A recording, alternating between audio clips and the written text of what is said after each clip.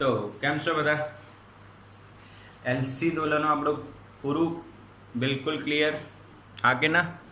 એકદમ મસ્ત તમને એલસી દોલનો મેં ચલાવી દીધું, સ્ટેપ્સ લખાવી દીધા અને એના સમ્સ બી આપણે કર્યા છે બેટા. ઓકે, અને એના જો સમ્સ આવે તો એકદમ સિમ્પલ હોય. મેં 2 સમ કરાયા હતા તમને, એકદમ સિમ્પલ જ હોય. Okay, according to board. તો આજે આપણે શું સ્ટાર્ટ કરીએ? કાલનો વિડીયો બેટા બની ગયો છે, બટ કાલે વાઈફાઈ નહોતું. દેટ્સ વાય આપણે કાલના કોઈ બી વિડીયો અપલોડ નથી થયા. 11th 12th ઇંગ્લિશ ગુજરાતી કોઈ બી મીડિયમના વિડીયો અપલોડ થયા નથી. ઇવન કાલનો છેલ્લા 2 લેક્ચર તો મેં મોબાઈલ ડેટા પર માંડ લીધા હતા. એટલે કાલે વાઈફાઈની થોડીક ઇશ્યુ હતી. આજે એ અપલોડિંગ ચાલુ થઈ ગયું છે. તમને પહેલું જ એલસી દોલનો તમે અહીંયાથી લગભગ તમને 10 વાગ્યા સુધી એલસી દોલનો મળી જશે. ઓકે, ઠીક છે? યસ. અને આખું કમ્બાઈન મળશે. મેં 3 વિડીયોને ભેગા કરીને બનાવ્યું છે, એટલે આખું કમ્બાઈન વિડીયો તમને એલસીનું મળશે. બાકી તો તમને આવડે જ છે, બાકી તમને થોડી શીખવાડવાની જરૂર છે. બરાબર ને ભાઈ? આસ આવ્યો છે? આસ મયંક, આ બધા મારા ભાઈઓ આવ્યા છે કે નહીં? હા, ઓકે. અને હવે 2 દિવસ જ છે, પછી આપણું સાંજનું સેશન રેગ્યુલરલી ચાલશે, બોર્ડ અને નીટ પર્પસ. તમને ખબર છે 2 દિવસ પછી નીટની એક્ઝામ છે, એટલે હું જે સાંજે 2 કલાક બિઝી હોઉં છું, એ સાંજે 2 કલાક હું ફ્રી થઈ જઈશ. અને આપણે ટોટલી ફોકસ ન્યૂ બેચ આપણે સ્ટાર્ટ કરવાના છે. એ બેચનું નામ વિચારી રાખજો. 21 માટે આપણે એક બેચ સ્ટાર્ટ કરીશું. એમાં ડેફિનેટલી આપણે 500-600 પ્લસ તો જવાના જ છીએ. 600 પ્લસ આપણે જઈશું જ. આપણો લક્ષ્ય હોવો જોઈએ, આપણો ગોલ હોવો જોઈએ 600 પ્લસ જવું જ છે નીટમાં. અને જેઈમાં 98 પ્લસ PR લાવવા જ છે. એના માટેની આપણે બેચ ચાલુ કરીશું. અને જે બાળકો 98 PR જેઈમાં અને બોર્ડમાં, એ જ લોકો ફિઝિક્સમાં 100માંથી 100 જોઈએ. ડેફિનેટલી 100માંથી 100 આવશે જ. તૈયારી કરશો તો બેટા અસંભવ કશું જ નથી. ચલો, તો વાતો ઘણી થઈ ગઈ આપણી. હવે સ્ટાર્ટ કરીએ છીએ બેટા. આજનો આપણો ટોપિક છે જેનું નામ છે બેટા ટ્રાન્સફોર્મર.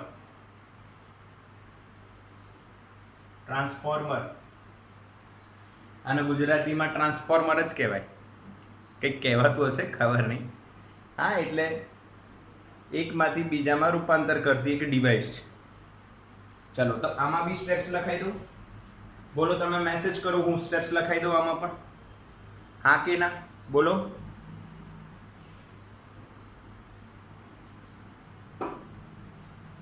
ઓકે, એટલે બોર્ડની તૈયારી માટે તમને સ્ટેપ વાળું સિસ્ટમ ગમે છે, એવું જ થયું ને? પછી તો આમાં પણ સ્ટેપ્સ લખાઈ દઈ છે. પહેલા આ થિયરીમાં તમે આને ગણી શકો કે ન ગણી શકો કે ટ્રાન્સફોર્મર કેમ,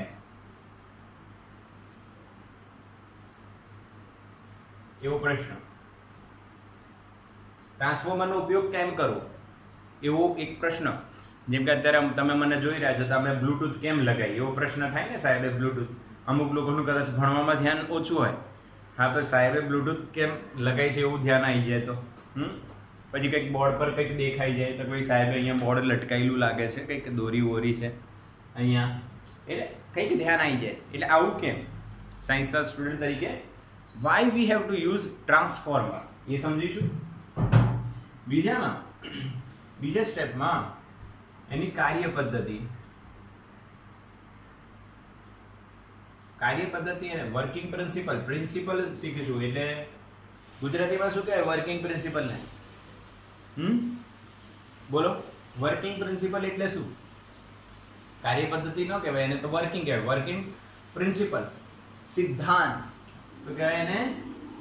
સિદ્ધાંત. અને કાર્ય પદ્ધતિ. કાર્યપદ્ધતિ, પરંતુ કાર્યપદ્ધતિ સાથે સિદ્ધાંત જોઈશું, પહેલા સિદ્ધાંત જોઈશું, પછી એની રચના અને એની કાર્યપદ્ધતિ. ઓકે, આ ત્રણ વસ્તુ એક. સ્ટેપ 3 માં બહુ જ મોટી વાત, સૂત્રો અને એક કોમન લોજિક વાળું સૂત્ર બનશે મસ્ત. Voltage upon voltage, flux upon flux, આટાની સંખ્યા અપોન આટાની સંખ્યા, પ્રવાહ અપોન પ્રવાહ, S upon P, S upon P, S upon P, IPS, P upon S. આ એક સૂત્રો બધા મેળવીશું આપણે. ક્લિયર? સ્ટેપ નંબર 4 માં ટ્રાન્સફોર્મરના પ્રકારો.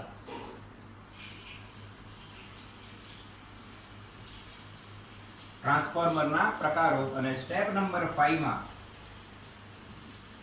ટ્રાન્સફોર્મરના પ્રકારો સ્ટેપ નંબર 4 માં આપણે જોઈશું, અને પછી સ્ટેપ નંબર 5 માં આપણે કે ભાઈ લોસ, વ્યય ક્યાં ક્યાં થાય છે, વ્યય ક્યાં ક્યાં થાય છે, ટ્રાન્સફોર્મરમાં થતા લોસ એવું કહી શકીએ.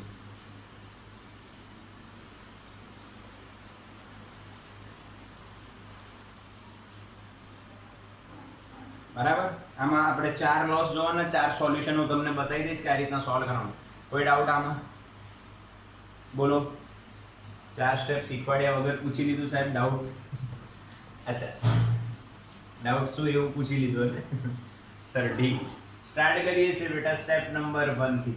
આ 5 સ્ટેપ ફોલો કરીશું, અને તમારે જ્યારે બોર્ડની થિયરી માટે તમે તૈયારી કરી રહ્યા છો તો બેટા આટલું કન્સેપ્ટ મગજમાં હોવું જ જોઈએ. એકદમ સિમ્પલ છે, એકદમ સિમ્પલ છે. સો ડોન્ટ વરી કે તમને નહીં આવડે, અને એવું આવડશે કે તમે એકદમ મસ્ત આને લખશો અને બધું યાદ રહી જશે શોર્ટકટ સાથે. સ્ટેપ 1, પહેલું ટ્રાન્સફોર્મર કેમ. હા, પાછા અમુક છોકરાઓ એવું ન વિચારતા કે આ તો સાહેબ પિક્ચર સમજાઈ રહ્યા છે. કોઈ વિચાર્યું એવું પિક્ચરની વાત? હા કે ના? પિક્ચરની વાત વિચારી કોઈએ? ભાઈ સાહેબ આમાં તો પિક્ચરનું નામ છે, આવી પિક્ચર આવે એ ખબર છે પાછું? હા, છોકરીઓને ખબર છે. ઓહો, નિધિ, દિવ્ય, દિવ્ય તો છોકરો છે ભાઈ, અંજલિ, ઓહો હો, છોકરીઓને પિક્ચરોનો શોખ છે એમ, ટ્રાન્સફોર્મર જેવી. સાહિલ, આપણે તો ટ્રાન્સફોર્મર જ છીએ. ઓકે, ચલો. તો ટ્રાન્સફોર્મર જે પિક્ચર છે એ પિક્ચરમાં ગાડીથી રોબોટ અને રોબોટથી ગાડી બની જાય એવું એક લોજિક હોય છે. સિમિલરલી અહીંયા બી આવું જ લોજિક છે કે ટ્રાન્સફોર્મર એક વસ્તુનું બીજામાં અને કંઈક રૂપાંતર કરે છે. હાલો જોઈએ. તો આપણે જ્યાં રહીએ છીએ ત્યાંનો જ એક્ઝામ્પલ લઈએ. આપણે ગોધરામાં રહીએ છીએ બેટા, અને આપણી નજીક થર્મલ પાવર સ્ટેશન છે. Okay,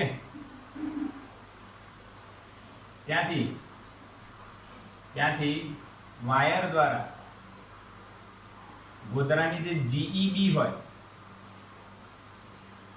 electricity board, Gujarat electricity board અથવા ગોધરા જે બી તમે કહો, ત્યાં વાયર દ્વારા વિદ્યુત પ્રવાહ આવે કે પાવર આવે, જે બી આવશે પછીની વાત છે, કંઈક આવે, લાઈટ આવે છે. હવે આ કેબલ છે તો કેબલનો અવરોધ આપણે આરસી લખીએ, અને આમાં જો I પ્રવાહ વહે તો પાવર લોસ કેટલો થાય? I²R C. સમજ્યા? હવે ગોધરામાં પાવર જે જરૂરી છે એ માની લો છે P જરૂરી, P required power in Godhra town or city, જે તમે કહો ગોધરા સિટીમાં રિક્વાયર્ડ પાવર આટલો છે, અને જે વાયર છે એમાં લોસ આટલો થાય છે. તો થર્મલ પાવર સ્ટેશનમાંથી જે પાવર ટ્રાન્સફર કરવામાં આવે, જે સેન્ડ કરવામાં આવશે, પાવર સેન્ડ કરવામાં આવશે, એ પાવર રિક્વાયર્ડ એટલે જરૂરી વત્તા પાવર લોસ બંને હશે કે નહીં? કેમ કે આપણને ખબર છે આટલો લોસ તો થવાનો જ છે અને આટલી વસ્તુ જરૂરી છે, તો સેન્ડ કેટલું કરવાનું? આ બંનેનો સરવાળો, બરાબર કે નહીં? એક એક્ઝામ્પલ આપું તમને આનો, કે જેમ કે તમે માર્કેટમાં જઈ રહ્યા છો કોઈ બીજા શહેરમાં, બરાબર?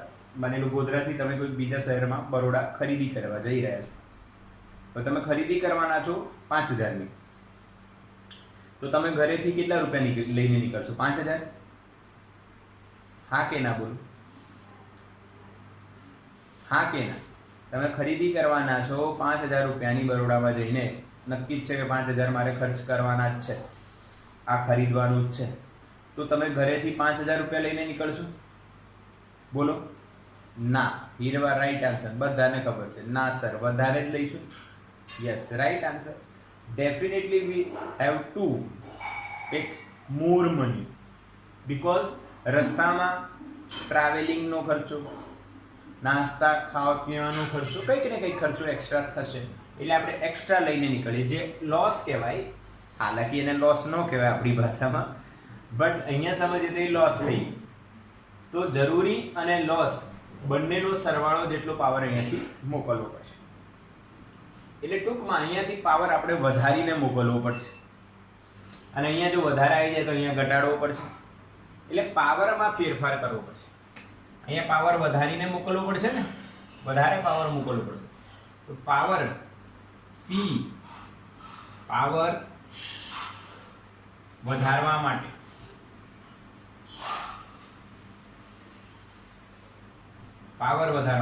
P બરાબર VI,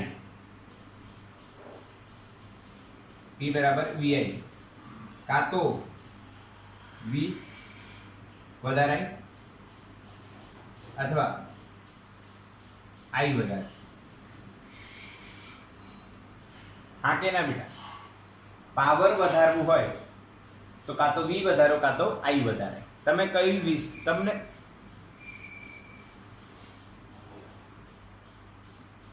તમને શું લાગે, તમે કયું વધારશો? બોલો, એક આન્સર આપો. કદાચ. ચલો બેટા, ક્લિયર દેખાય છે ને? યસ યસ યસ, બિલકુલ ક્લિયર, ક્લિયરિટી એકદમ બરાબર થઈ ગઈ છે. ઓકે, તમે મને આન્સર આપો, શું વધારશો? V વધારશો કે I વધારશો? તમારે પાવર વધારવાનો છે, કાં તો V વધારો કાં તો I વધારો. તમે શું વધારવાની ઈચ્છા ધરાવો છો? મેસેજ કરો. V, very good. બધા V જ વધારાય. યસ, કારણ જો I વધારીએ તો ઉષ્માનો વ્યય P બરાબર I²R વધે. ખબર પડે? હા કે ના? યસ, સિમ્પલ લોજિક છે. જો તમે I વધારશો તો ઉષ્માનો વ્યય વધી જશે, જે અહીંયા લોસમાં તમને દેખાય છે. એટલે સોલ્યુશન શું નીકળે? V વધારવું કાં તો V જ વધારવું, V વધારવું. હવે અહીંયા તમે V વધારવા માટેની વાત કરી, બરાબર? તો અહીંયા V વધી ગયું, પરંતુ અહીંયા આપણને વોલ્ટેજ ઓછા જોઈએ. આપણા ઘરમાં તો 220 જ વોલ્ટ જોઈએ, અને આ તો કિલો વોલ્ટમાં આવે, તો આપણા ઘરમાં તો 220 વોલ્ટ જ જોઈએ, આ તો કિલો વોલ્ટમાં આવે. તો અહીંયા જ્યારે આવે ત્યારે V વધારવાના કે ઘટાડવાના? V ઘટાડવાના. પાકું? થર્મલ પાવર સ્ટેશન અથવા જે પાવર સ્ટેશન હોય બેટા, ત્યાં વોલ્ટેજ વધારવાના, અને જે રહેણાંક વિસ્તાર હોય ત્યાં V ઘટાડવાના. પાકું? જરૂરિયાત કેમ પડી? ખબર પડી ને લોજિક? તો વોલ્ટેજને, AC વોલ્ટેજને પાવરનો વ્યય થયા વિના વધારવાનું કે ઘટાડવાનું કામ કરતી રચના ને શું નામ આપવામાં આવ્યું બેટા? ટ્રાન્સફોર્મર કહે છે. Clear definition? એસી વોલ્ટેજને પાવરનો વ્યય થયા વિના એસી વોલ્ટેજને વધારવા કે ઘટાડવાનું કામ કરતી રચના એટલે શું? ટ્રાન્સફોર્મર. પહેલા ક્વેશ્ચનનો આન્સર મળી ગયો. એસી વોલ્ટેજને યાદ રાખીશું, એસી વોલ્ટેજને વધારવાનું કે ઘટાડવાનું કામ કરતી રચનાને ટ્રાન્સફોર્મર કહે છે. બટ એક લાઈન હજુ ઉમેરો, પાવરનો વ્યય કર્યા વિના કે થયા વિના, કર્યા વિના. તમે તમારી રીતના વિચારી શકો છો. પાવરનો વ્યય કર્યા વિના એસી વોલ્ટેજને વધારવાનું કે ઘટાડવાનું કામ કરતી રચના એટલે શું બેટા? ટ્રાન્સફોર્મર. એસી વોલ્ટેજ ક્યાં વધારવાનું હોય? Power station. કેમ વધારવાનું? જે સેન્ડ કરવાનું છે એ લોસ પ્લસ જરૂરી બંને કરવાનું છે, એટલે વધારે પાવર સેન્ડ કરવાનું એટલે વોલ્ટેજ વધારવો પડે. અને અહીંયા પાવર ઘટાડવા માટે વોલ્ટેજ ઘટાડવો. ક્લિયર? અને થોડોક પાવર ક્યાં લોસ થઈ જશે? વાયરમાં. ક્લિયર? હા કે ના? બોલો હા કે ના બેટા?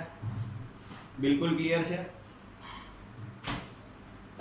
તો સ્ક્રીનશોટ લઈ લો ફટાફટ. ચલો સ્ક્રીનશોટ લઈ લો. ચાલો, સિદ્ધાંત, રચના અને કાર્ય પદ્ધતિ પર આપણે હવે ધ્યાન આપીશું. સિદ્ધાંત, રચના અને કાર્ય પદ્ધતિ, પછી એક સૂત્રો મેળવીશું અને ટાઈપ્સ જોઈ લઈશું. Okay done. હવે સેકન્ડ સ્ટેપ જોઈએ બેટા.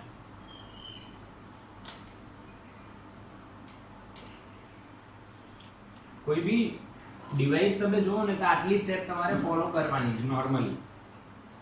એપ્લિકેશન તમને મેં જરૂરિયાત ક્યાં છે એ પહેલા બતાવી દીધું. હવે સ્ટેપ 2 બેટા, સિદ્ધાંત. તો ટ્રાન્સફોર્મર જે છે બેટા એ કામ કરે છે, એ સિદ્ધાંતનું નામ છે અન્યોન્ય પ્રેરણ. શું નામ છે? Mutual induction. અન્યોન્ય પ્રેરણ જે ચેપ્ટર 6 માં આપણે ભણ્યા હતા. અન્યોન્ય પ્રેરણ એ જ સિદ્ધાંત પર ટ્રાન્સફોર્મર કામ કરે છે. હવે એ સમજવું હોય તો અન્યોન્ય પ્રેરણ એટલે શું એ યાદ કરવું પડે. તો મેં તમને એક સિમ્પલ ડેફિનેશન એની જે હતી આપણે યાદ કરીએ છીએ. ઓકે, બે ગૂંચળાઓના તંત્રમાં કોઈ એક ગૂંચળામાં વહેતા વિદ્યુત પ્રવાહ ને માં ફેરફાર થતા બીજા ગૂંચળા સાથે સંકળાયેલા ફ્લક્સમાં ફેરફાર થવાથી બીજા ગૂંચળામાં વિદ્યુત પ્રવાહ અથવા ઈએમએફ પ્રેરિત થાય છે. આ ઘટનાને અન્યોન્ય પ્રેરણ કહેવાય. આ ઘટનાને શું કહેવાય? અન્યોન્ય પ્રેરણ. માની લો અહીંયા એપ્સિલોન 2 આવે બેટા, તો યાદ કરો તમે લખતા હતા M21 di1/dt. હા કે ના? આમાં આ કોઇલ 1, આ કોઇલ 2. પાક્કું કે નહીં? યાદ છે? આને અન્યોન્ય પ્રેરણ કહેવાય. યસ, યાદ છે. એકદમ સિમ્પલ છે. આને અન્યોન્ય પ્રેરણ કહેવાય. આમાં બેટરી લગાવીને પ્રવાહ જાય અને પ્રવાહ વહે. ઓકે, એમાં ફેરફાર થવાથી આની સાથે સંકળાયેલા ફ્લક્સમાં ફેરફાર થાય અને એમાં ઈએમએફ પ્રેરિત થાય. એને અન્યોન્ય પ્રેરિત ઈએમએફ કહે છે. સિમ્પલ. અને આ ઘટનાને અન્યોન્ય પ્રેરણ કહે છે. અને આ જ ઘટના, આ જ સિદ્ધાંત પર કોણ કામ કરે છે? આપણું ટ્રાન્સફોર્મર. ક્લિયર? હવે એની રચના જોઈએ આપણે. એકદમ સુંદર રચના છે, એકદમ સુંદર અને સિમ્પલ. હવે જો કોઈ બી વસ્તુની ડિઝાઇન બનતી હોય ને તો એ અલગ અલગ બનતી જાય. જેમ કે તમે સિમ્પલી અત્યારે આ વિડીયો કે લાઈવ જે જોઈ રહ્યા છો એ મોબાઈલ પર જોઈ રહ્યા છો. તો તમે ઘરમાં જ 2 કે 3 મોબાઈલ હોય તો એ બધાની ડિઝાઇન અલગ હોય. હા, તમે અત્યારે એવું પણ જોવો છો કે જે સેલ્ફી કેમેરા છે એની એટલું બધું ચલણ વધી ગયું છે કે કંપનીઓએ એની એવી ડિઝાઇન બનાવી છે, અલગ અલગ ઉપરથી નીકળે છે. પછી સેલ્ફીની સ્ટિક આવી ગઈ, જે આજથી 5 વર્ષ પહેલા કોઈ વિચાર્યું બી નહોતું. એટલે ડિઝાઇન જે છે બહુ જ ઇમ્પોર્ટન્ટ વસ્તુ હોય છે. ડિઝાઇન જે છે બહુ જ ઇમ્પોર્ટન્ટ વસ્તુ હોય છે. તો આની જે ડિઝાઇન છે, આની જે રચના છે એ કઈ રીતના થાય છે એ જુઓ. તો સૌથી પહેલા એમાં એક કોર, શું કહેવાય બેટા ને, કોર, ગર્ભ તૈયાર કરવામાં આવે. એ લગભગ નરમ લોખંડનો રાખવામાં આવે જેની પરમિએબિલિટી વધારે છે એટલે એમાં ફ્લક્સ વધારે સંકળાય. ઓકે, આ ગર્ભની આ એક ફ્રેમ ટાઈપ થઈ ગયું. ઓકે, એની એક બાજુ અને બીજી બાજુ, બંને બાજુ આટા વીટીને ગૂંચળું તૈયાર કરવામાં આવે છે. 2 ગૂંચળા તૈયાર કરે. હવે જે બાજુ ઇનપુટ આપવામાં આવે એને પ્રાઇમરી એટલે કે ગૌણ ગૂંચળું કહેવાય. પ્રાઇમરી એટલે કે ગૌણ ગૂંચળું કહેવાય. અને જે બાજુ બેટા આઉટપુટ મળે છે એ ગૂંચળાને સેકન્ડરી અથવા પ્રાઇમરી એટલે પ્રાથમિક અને સેકન્ડરી એટલે ગૌણ. થોડું ગુજરાતી કન્વર્ઝન આગુ પાછું થઈ જાય છે, ધ્યાન રાખજો. પ્રાઇમરી એટલે પ્રાથમિક, એ તો આપણને ખબર જ છે બેટા, અને સેકન્ડરી એટલે ગૌણ. એટલે આ પ્રાઇમરી છે, જે બાજુ ઇનપુટ આપવામાં આવે એને પ્રાઇમરી કહેવાય, જે બાજુ આઉટપુટ મળે એને સેકન્ડરી કહેવાય. હવે આમાં અન્યોન્ય પ્રેરણ ક્યાં આવે? તો જો તમે અહીંયા ઇનપુટ લગાડશો એટલે માની લો તમે અહીંયા એસી વોલ્ટેજ આપ્યો, અહીંયા પ્રવાહ ગયો, એ પ્રવાહ બદલાતો જતો હશે કે એસી પ્રવાહ છે બદલાય, એના કારણે આમાં ચુંબકીય ક્ષેત્ર રેખાઓ ઉત્પન્ન થાય, ફ્લક્સ ઉત્પન્ન થાય. એ આ બીજા સાથે સંકળાય. થોડીક રેખાઓ અહીંયા પણ હોય, થોડીક આમ પણ હોય, તો આની સાથે અમુક સંકળાય. હવે જો આ પ્રવાહમાં ફેરફાર થવાનો છે એટલે આ ફ્લક્સમાં ફેરફાર થવાનો છે એટલે આપણને અહીંયા પ્રેરિત ઈએમએફ મળશે, પર એ અન્યોન્ય થયો એટલે ઘટના જે થઈ એ કઈ થઈ? અન્યોન્ય પ્રેરણ. સિદ્ધાંત જે થયો એ કયો થયો? અન્યોન્ય પ્રેરણ. હા કે ના બેટા? Clear? Yes or no? Okay, સમજ્યા? હવે તમને એક વાત તો અહીંયા ખબર છે કે આ જે ક્ષેત્ર રેખાઓ આની સાથે સંકળાઈ નથી રહી, એ તો વેસ્ટ છે. એ તો વેસ્ટ છે. આ જે વેસ્ટ છે બેટા, આ જે વેસ્ટ છે એ વેસ્ટને કઈક રીતના આપણે બેસ્ટ બનાવી દઈએ. વેસ્ટમાંથી બેસ્ટ. હા કે ના? વેસ્ટમાંથી શું બનાવી દઈએ? બેસ્ટ બનાવી દઈએ બેટા. Yes or no? Yes or no? એવો વિચાર આવે કે ના આવે આપણને કે આપણે કેમ આને વેસ્ટમાંથી બેસ્ટ નો બનાવી દઈએ? તો એના માટે એક બીજી ડિઝાઇન પ્રપોઝ કરવામાં આવી. એટલે સાયન્ટિસ્ટો મૂકે ભાઈ તમે આવી ડિઝાઇન રાખો તો બેસ્ટ છે, આવી ડિઝાઇન રાખો તો બેસ્ટ છે. અને એનું કારણ તમને હમણાં સમજાશે. જો સમજ. હવે આને આખી એક કોર જે છે, કોર ઘણા બધા સ્તરોની બનેલી હોય છે એ આપણે છેલ્લે જોઈશું, જેમાં એડી પ્રવાહનો લોસ થતો હોય છે એનામાં જોઈશું. પણ અત્યારે તમે સમજો કે આ જો કેવું છે કે આ ખાલી જગ્યા છે અને આખી ફ્રેમિંગ છે. એટલે કોરની જે ડાયાગ્રામ હતું સિમ્પલ ફ્રેમ એને થોડું ડિફરન્ટમાં રિપ્રેઝેન્ટ કર્યું. અને અહીંયા પ્રાથમિક ગૂંચળું રાખ્યું, પ્રાઇમરી. ઓકે, એના તમે 12 બી બતાવી શકો છો.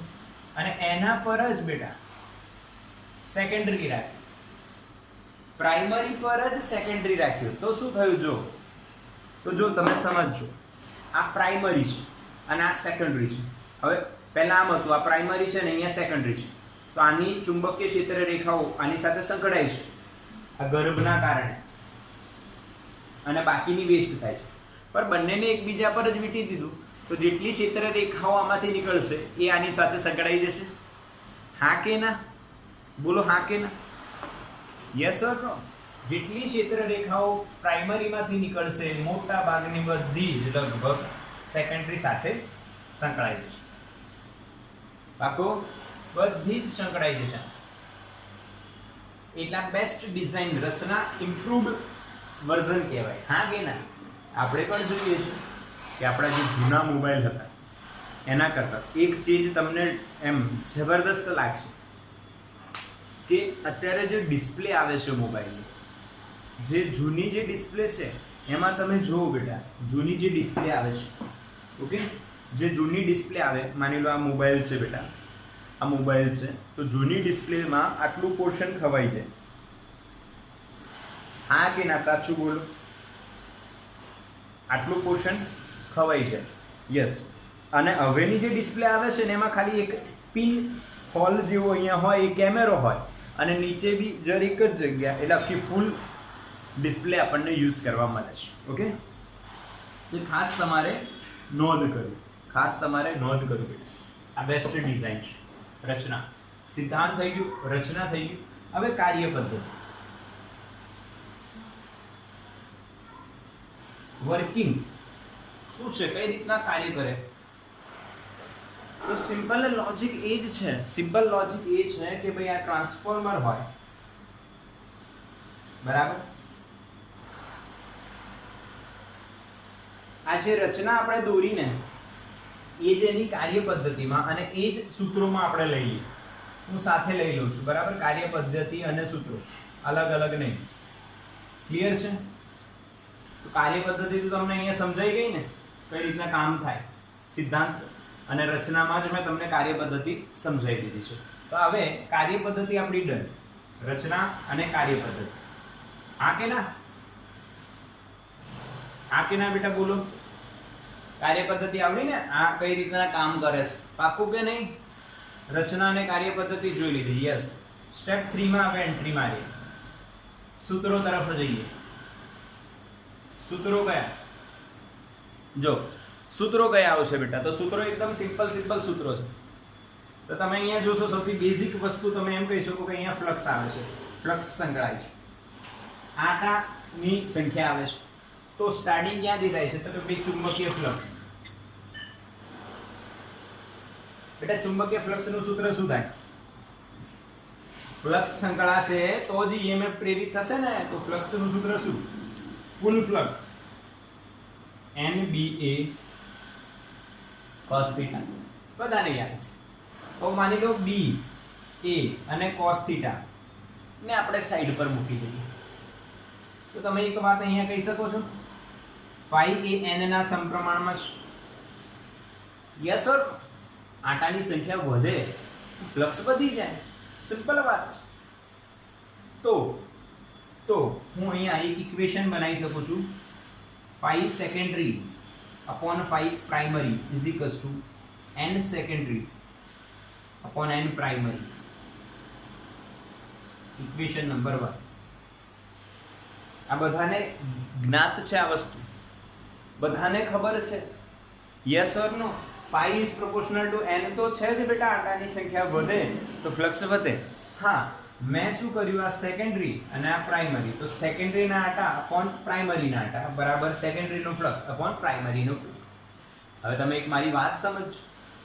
તમે એમ કહેશો કે સર આપણે તો આની સાથે સંકળાયેલા ફ્લક્સની વાત કરીશું, પરંતુ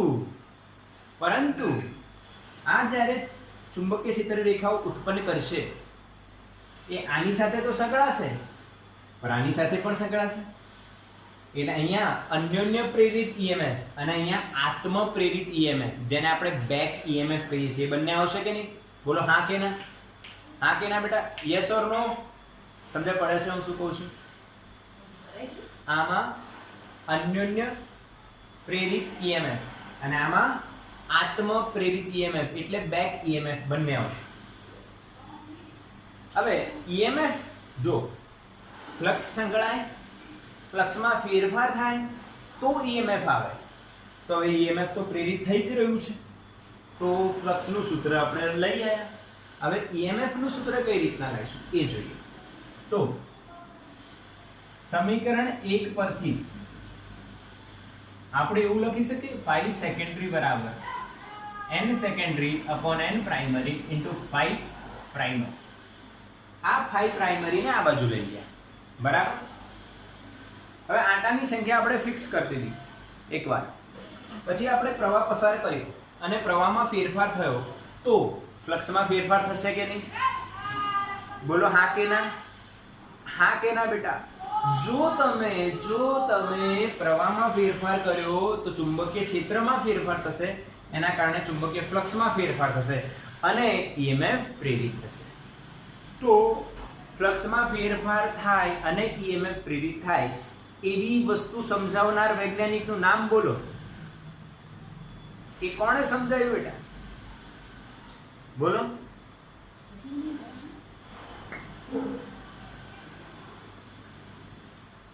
ભૂલી ગયા? સ્પેલિંગ મિસ્ટેક હશે તો ચાલશે. Yes, Prerna. Right answer Faraday બેટા. Right answer Faraday. તો ફેરાડે ની યાદ આવે તો વિકલન કરવાનું આનું. તો ભાઈ વિકલન કરી માઇનસ વડે ગુણતા બંને બાજુ, તો અહીંયા શું થશે? જો માઇનસ. ક્લિયર કે નહીં? ચાલો ક્લિયર. d∅s/dt બરાબર ns upon np minus d∅p/dt. બિલકુલ ક્લિયર વાત કરી છે. કશું જ અજીબ વાત નથી, સિમ્પલ છે. આનું વિકલન કરી દીધું. આ તો અચળ છે. હવે બતાવો. ફેરાડેના નિયમ પ્રમાણે પ્રેરણના કયો? પ્રેરણના નિયમ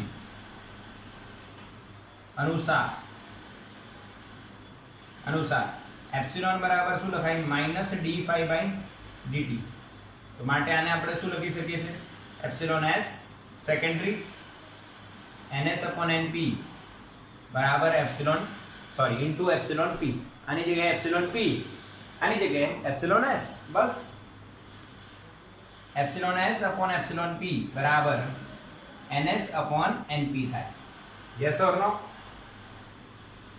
યસ ઓર નો? આ ઇક્વેશન નંબર 2. પહેલું ફ્લક્સ અને n, હવે બીજું એપ્સિલોન અને n આવી ગયું રિલેશન. બિલકુલ સિમ્પલ છે, બિલકુલ સિમ્પલ. સ્ક્રીનશોટ લો ફટાફટ, આગળ જઈએ. જલ્દી કરો બેટા. તો સ્ક્રીનશોટ લઈ લીધો બેટા તમે બધા, ક્લિયર કરજો. ઓકે. અને એનસીઈઆરટી માંથી એક એક લાઈન વાંચજો, અને ક્યાંય તમને એવું લાગે કે સર આના સમજણ પડી મને, એ જરૂરથી તમે પૂછશો. બધા સ્ટ્રિક્ટલી કહી દઉં છું. જેમને જીનીટ કરવું છે એનસીઈઆરટી ની એક એક લાઈન વાંચો બેટા. ગુજકેટ વાળા બી એક એક લાઈન વાંચો, અને બોર્ડ વાળા તો તમને ખબર જ છે, તૈયારી બરાબર કરતા રહો. એટલે બધાએ બધી જ રીતના તૈયારી કરવી હોય તો એનસીઈઆરટી જોરદાર કરો. ચલો આગળ વધીએ. હવે અહીંયા થોડુંક સ્ટોપ થવાનું છે.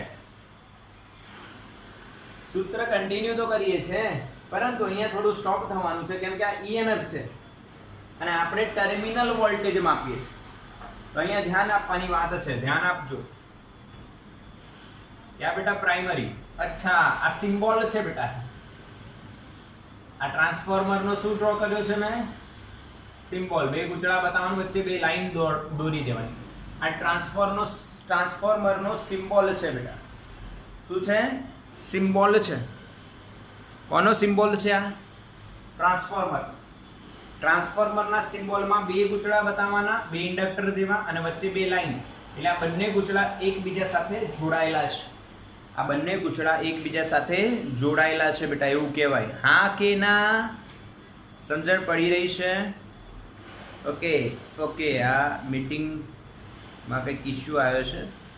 વેટ અ મિનિટ. આપણે પોઝ કરીએ. ચલો હવે ક્લિયર સંભળાય છે? યસ. ઓકે. તો બેટા આ જે છે ટ્રાન્સફોર્મરનો સિમ્બોલ છે. એમાં બે ગુચડા હોય, વચ્ચે બે લાઈન હોય, એટલે આ બંને ગુચડાઓ અન્યોન્ય પ્રેરકત્વ અથવા અન્યોન્ય પ્રેરણ દ્વારા જોડાયેલા છે, એવું કહેવામાં આવે. ઇંગ્લિશમાં આને કપલિંગ કહેવાય, જોડાયેલા છે. ઠીક. હવે અહીંયા થોડીક વાત આવશે કે અહીંયા આપણે જ્યારે ઇનપુટ આપીશું, ઇનપુટ વોલ્ટેજ આપે સેકન્ડરી, અને આની અંદર પ્રાઇમરી, તો આની અંદર પ્રાઇમરી ઈએમએફ પ્રેરિત થશે. ધ્યાન આપજો. અને અહીંયા સેકન્ડરી ઈએમએફ પ્રેરિત થશે, અને આ બે છેડા વચ્ચે આપણને સેકન્ડરી વોલ્ટેજ મળશે.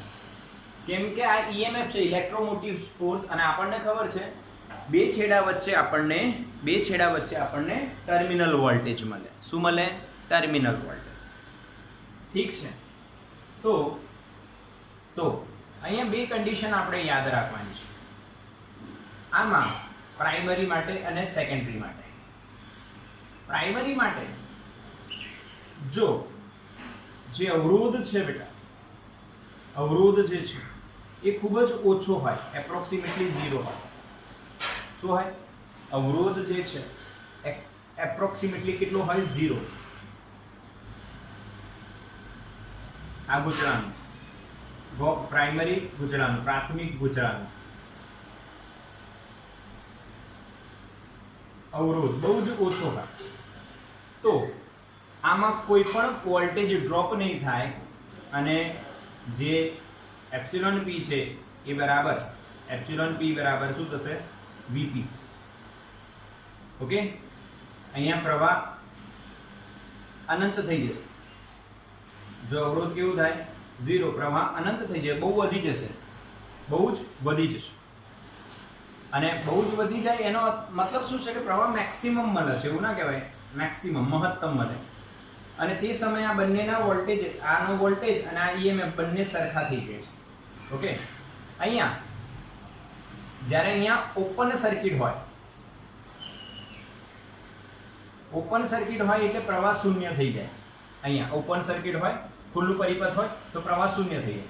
હવે પ્રવાહ ન હોય તો આ ગૂંચળામાં કોઈ જ ડ્રોપ થવાના નથી વોલ્ટેજ, એટલે જેટલા અહીંયા ઈએમએફ છે એટલા જ અહીંયા વોલ્ટેજ મળશે. એટલે એપ્સિલોન એસ બરાબર શું લખાય? વીએસ. હા કે ના બેટા? સમજ્યા? સમજ્યા કે નહીં સમજ્યા? બે કન્ડિશન યાદ રાખજો, કેમ કે આપણે થિયરી સાબિત કરી રહ્યા છીએ.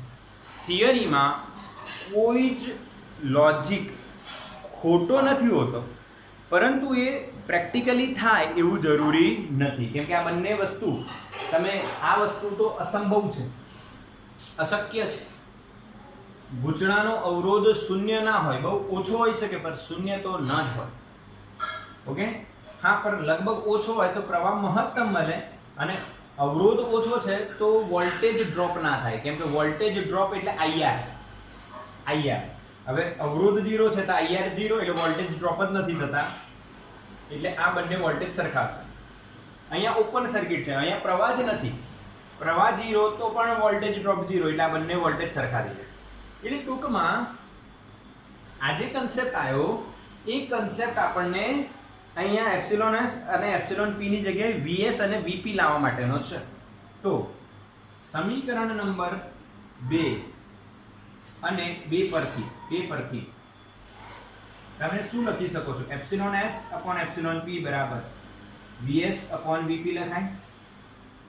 અને એપ્સિલોન, હવે આ કે ના, આને બરાબર તમે શું કરી શકો છો? ns upon np. અને એક જનરલાઇઝેશન ફોર્મ્યુલા આપણે લખીએ તો હવે vs અપોન vp બરાબર ns અપોન np, અને ns અપોન np બરાબર phi s upon phi p. લખાય કે ના લખાય? પાક્કું ખબર પડી? આમાં ખાલી એપ્સિલોન ની જગ્યાએ આપણે v લખ્યા છે, આ તમને કન્સેપ્ટ સમજાયો છે, એ લખ્યા આપણે v, એનું કારણ તમને બતાવીશું. ચલો, ક્લિયર છે ને બેટા? હા કે ના? હા કે ના મેસેજ કરો, યસ ઓર નો. મેસેજ કરો બેટા ફટાફટ. યસ, બિલકુલ ક્લિયર છે, બિલકુલ ક્લિયર છે. હવે બતાવો કયો સૂત્ર, સોરી કઈ રાશિ આમાં બાકી રહી ગઈ? આ સૂત્રમાં કઈ રાશિ બાકી રહી ગઈ? આ સમીકરણ નંબર 3 કઈ ગઈ? યાદ કરો, મેં સ્ટેપ્સમાં લખાયો હતો. યસ, વેરી ગુડ પ્રાચી, આઈ અભિજીત, વેરી ગુડ અંજલિ, વેરી ગુડ, સરસ બેટા, આઈ રહ્યું. એના માટે અહીંયા આદર્શ ટ્રાન્સફોર્મરની વાત કરીશું. આદર્શ ટ્રાન્સફોર્મર કોને કહેવાય? જેટલું ઇનપુટમાં પાવર આપો, ઇનપુટમાં જેટલું પાવર આપો, ઇનપુટ પાવર બરાબર આઉટપુટ પાવર. એટલે મેં તમને જેટલું ભણાવ્યું એટલું જ તમે ભણ્યા, એ બધું તમને આવડી ગયું 100%. એને કહેવાય બેટા આઈડિયલ, આદર્શ વસ્તુ. આદર્શ મેં જે અહીંયાથી કીધું ને તમારા ભલા માટે, તમારું ફ્યુચર બ્રાઇટ થાય એના માટે મેં જે અહીંયાથી કીધું અને તમે એ ફોલો કર્યું ને, તો તમે આદર્શ કેટેગરીમાં આવી ગયો કે ના, આ વિદ્યાર્થી જે ટીચર કહે છે એના ભલા માટે એ ફોલો કરે છે, જે ટીચર ભલા માટે કહી રહ્યા છે તમને એ તમે ફોલો કરો છો, એટલે તમે આદર્શ કેટેગરીમાં આવી જાઓ છો બેટા. ક્લિયર? હા કે ના?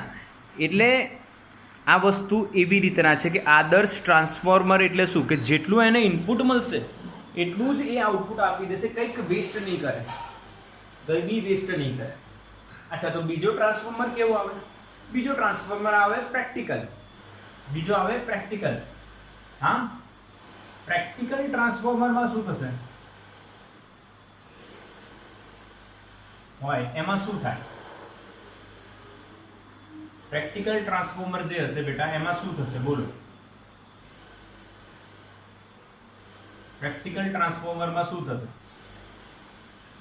એમાં ઇનપુટ પાવર એ હંમેશા આઉટપુટ પાવર કરતા વધારે હોય. જેટલું ઇનપુટ આપો એટલું કોઈ દિવસ આઉટપુટ મળતું નથી, એટલે ઇનપુટ પાવર હંમેશા આઉટપુટ પાવર કરતા વધારે હોય છે. આને કહેવાય પ્રેક્ટિકલ વસ્તુ. પ્રેક્ટિકલી શું છે કે મેં અત્યારે આખી થિયરી સમજાઈ, બધાએ ધ્યાનથી સમજી રહ્યા છે. ભાઈ કોઈક ને કોઈક પ્રકારની અડચણ આવે અને તમારું કોઈક કન્સેપ્ટ રહી જાય, કંઈક રહી જાય, કાં તો ક્યાંક તમારું ઇન્ટરનેટ ઇસ્યુ આવે અને કંઈક રહી જાય, તો તમારું જે આઉટપુટ છે એ ઇનપુટ કરતાં તો ઓછું જ હશે. યસ ઓર નો? એટલે પ્રેક્ટિકલની વાત છે. પરંતુ સૂત્ર તારવા માટે, સૂત્ર લાવવા માટે આપણે આદર્શની વાત કરીશું. ઇનપુટ પાવર એટલે આને ઇનપુટ કહેવાય, પ્રાઇમરીને. માની લો અહીંયા આઈપી છે, તો એપ્સિલોન હટાવી દઈએ હવે, V primary into I primary, primary પ્રવાહ આઈપી, પ્રાઇમરી વોલ્ટેજ વીપી, અહીંયા VS into IS. Yes or no?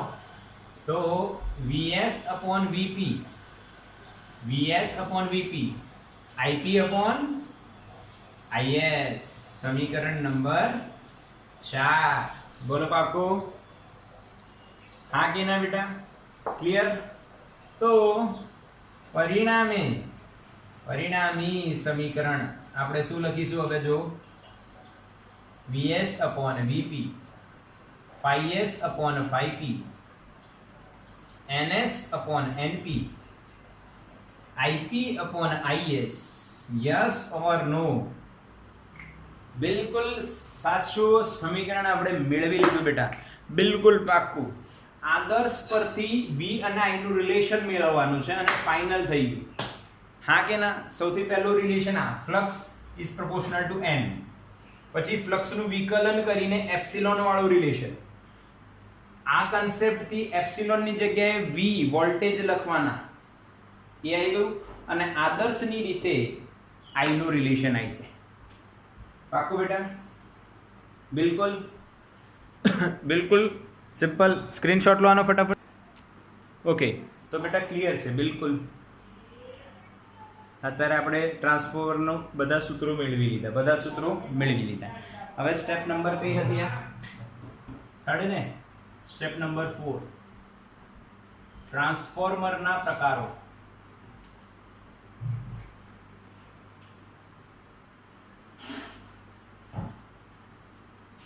આ જોતા પહેલા આપણે એક નવી રાશિ વ્યાખ્યાયિત કરીશું, જેને કહેવાય ટ્રાન્સફોર્મેશન રેશિયો, ગુણોત્તર. ટ્રાન્સફોર્મેશન રેશિયો જેને લખાય R. જેને શું લખાય બેટા? R. આનો અર્થ બતાવી દઉં તમને. જો તમે ધ્યાન આપજો, મેં 10 ઇનપુટ આપ્યા એક ડિવાઇસમાં, 10 વોલ્ટ ઇનપુટ આપ્યા અને મને આઉટપુટમાં 8 વોલ્ટ મળ્યા. હા કે? 10 વોલ્ટ આપ્યા, 8 વોલ્ટ મળ્યા. અમુક જગ્યાએ મેં 8 વોલ્ટ આપ્યા. રેકોર્ડિંગ પોઝ થઈ ગયું હતું થોડી વાર માટે. ઓકે, પોઝ નહીં, એટલે એની લિમિટ હોય, આટલા સમય માટે રેકોર્ડ થાય છે. ઓકે, આ સમજાયું ને? આ અડધું કરે છે, આ ડબલ કરે છે. તો આ આઉટપુટ અપોન ઇનપુટ કરશો તો આ મળી જશે કેટલા વડે? ગુણ્યું 1/2, અને અહીંયા કેટલા વડે? ગુણ્યું અહીંયા 2 વડે. ઇનપુટને 2 વડે ગુણ્યા અને ઇનપુટને 2 વડે ભાગ્યા, તો આવું એક ટ્રાન્સફોર્મેશન થાય છે. તો આ ટ્રાન્સફોર્મેશનનો ગુણોત્તર બનાવવામાં આવ્યું, જેને કહેવાય output voltage upon input voltage. Output voltage અને ઇનપુટ વોલ્ટેજના ગુણોત્તરને ટ્રાન્સફોર્મેશન રેશિયો કહે છે. આઉટપુટ એટલે સેકન્ડરી અને ઇનપુટ એટલે પ્રાઇમરી. હા, સેકન્ડરી વોલ્ટેજ અને પ્રાઇમરી વોલ્ટેજના ગુણોત્તરને ટ્રાન્સફોર્મેશન રેશિયો કહે છે. એટલે R બરાબર લખાય Vs upon Vp. બીજા સૂત્રો બી લખી નાખીએ, Phs upon Php, Ns upon Np. આ ખાસ નોંધ કરજો. અને I ઊંધો P by S. Yes or no? પાક્કું બેટા? ટ્રાન્સફોર્મેશન રેશિયો બિલકુલ ક્લિયર. ટ્રાન્સફોર્મેશન રેશિયો બિલકુલ ક્લિયર. R એટલે રેશિયો. પાક્કું ને? Output upon input simple. Output upon input કેટલું ટ્રાન્સફર થયા, કેટલું ટ્રાન્સફર થયું, આઉટપુટ અપોન ઇનપુટ કરો એટલે મળી જાય તમને કેટલા ગણું થયું એ ખબર પડી જાય. ઓકે, હવે આના પરથી ટ્રાન્સફોર્મરનો ટાઈપ 1 લખું છું. Step up transformer. Step up transformer એનો મતલબ શું છે? ધ્યાન આપજો કે આઉટપુટ વોલ્ટેજ એ ઇનપુટ વોલ્ટેજ કરતા વધારે હોય એટલે સ્ટેપ અપ. હા કે ના? આઉટપુટ વોલ્ટેજ ઇનપુટ વોલ્ટેજ કરતા વધારે હોય એને સ્ટેપ અપ કહેવાય. એનો મતલબ આઉટપુટના આટાની સંખ્યા ઇનપુટના આટાની સંખ્યા કરતા વધારે હોય તો ટ્રાન્સફોર્મેશન રેશિયો 1 કરતા મોટો મળે. આ બે વસ્તુ થાય. સ્ટેપ અપ, આઉટપુટ વધારે ઇનપુટ ઓછું. હા, તમે 5 વોલ્ટ આપ્યા અને 10 વોલ્ટ મળ્યા તો એને કહેવાય.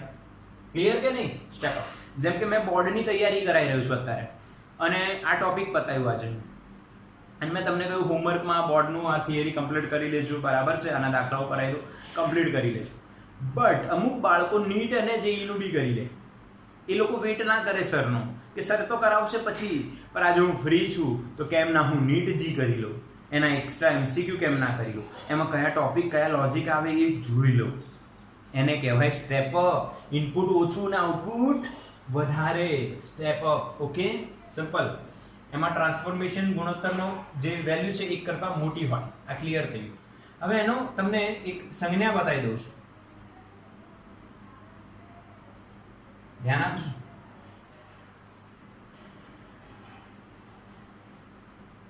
ક્લિયર? આ પ્રાઇમરી અને આ સેકન્ડરી. સેકન્ડરીના આટા પ્રાઇમરી કરતા વધારે હોય. સિમ્પલ. આ ક્યાં લાગે ખબર છે? સ્ટેપ અપ ક્યાં લાગે? પાવર સ્ટેશનમાં લાગે.